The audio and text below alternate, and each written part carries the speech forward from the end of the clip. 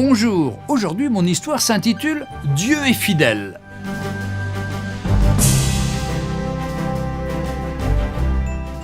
Le professeur John Harriston est un cancérologue de renommée internationale. Il a effectué de nombreux travaux sur cette terrible maladie. Ce travail acharné est aujourd'hui récompensé. Il est sur le point de se rendre à une importante conférence dans une ville d'Europe, afin d'y recevoir le prix le plus prestigieux au monde. Le jour de la conférence, le professeur s'impatiente à l'idée d'embarquer sur le vol de sa compagnie préférée. L'avion décolle. Cependant, une suite d'événements va renverser ses plans. À peine 2 heures après le décollage, l'avion commence à avoir des problèmes techniques et atterrit d'urgence à un aéroport. Très inquiet à l'idée d'arriver en retard à la conférence, il se renseigne immédiatement auprès de l'agence de voyage. Qu'apprend-il ? 10 heures d'attente sont prévues afin d'espérer d'embarquer sur le prochain vol pour sa destination. Il décide alors de louer une voiture pour s'y rendre. Dans 4 heures, il sera arrivé à destination. Il conduit. Quelques minutes plus tard, le temps change. Brusquement, une tempête fait rage. Il pleut tellement qu'il devient difficile de voir distinctement. Distrait, le professeur loupe la sortie. La route est déserte, les conditions météorologiques se dégradent. Il a faim, il est fatigué. Il se met alors en quête d'un endroit où il pourrait s'arrêter, manger et se reposer. Il aperçoit une petite maison. Il frappe à la porte. Une belle jeune femme vient lui ouvrir. Dès lors, il lui explique sa situation et lui demande s'il pourrait utiliser son téléphone. Cette dernière n'a pas de téléphone. Elle lui propose d'entrer et d'attendre que la météo s'améliore avant de reprendre la route. À bout de fatigue, l'homme accepte immédiatement. La jeune femme lui offre à boire et à manger et lui propose de se joindre à elle pour prier. Il refuse poliment et lui dit qu'il croit au dur labeur, mais pas aux prières. Tout en dégustant son thé, le docteur observe la jeune femme. Assise à côté d'un berceau, celle-ci prie avec ferveur.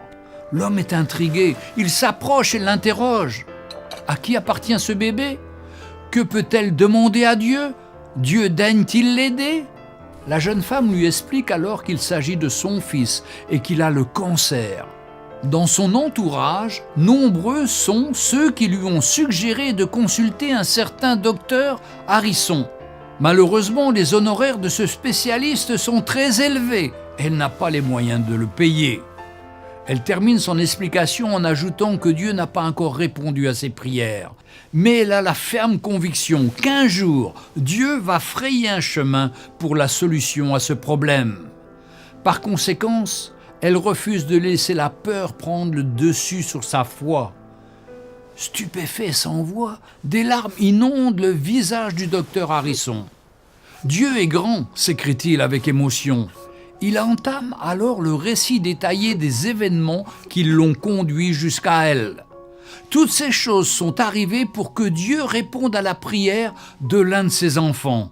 Dieu voulait donner à l'éminent professeur, dont la carrière était devenue sa seule raison de vivre, l'opportunité de sortir de sa route, au sens propre et au sens figuré, pour pouvoir donner de son temps à son prochain et secourir ainsi des personnes en difficulté comme cette jeune femme. Quel Dieu admirable nous servons! Ses voies sont insondables. Notre cerveau est trop petit pour comprendre quel chemin il prendra pour répondre à nos prières. Je suis sûr que cette jeune femme n'a pas imaginé un seul instant que le docteur Harriston se trouverait un jour chez elle pour manger et se reposer. Cette histoire me rappelle beaucoup celle d'Élie et de la veuve dans la Bible. Dieu ne répond peut-être pas à nos prières selon nos voies, mais il a ses voies à lui, et il répond.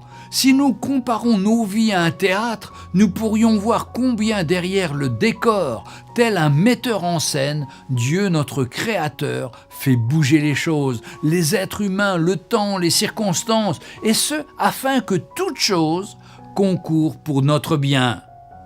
Je veux conclure en rappelant quelle a été l'attitude de la jeune femme dans sa situation.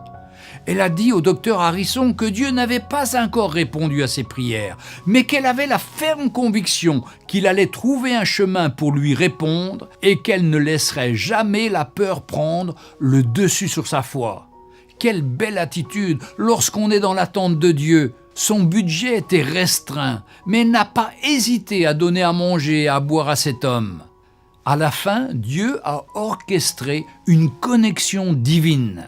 Il a été fait à cette femme selon sa foi. Puisse Dieu nous aide à développer une telle attitude en toutes circonstances. Ne nous arrêtons jamais de faire confiance à Dieu. Ne nous arrêtons jamais de croire au-delà de toute espérance, même quand tout autour de nous nous pousse à abandonner.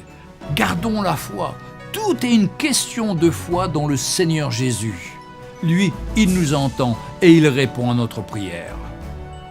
Que le Seigneur vous bénisse. Retrouvez Un jour une histoire sur www.365histoire.com.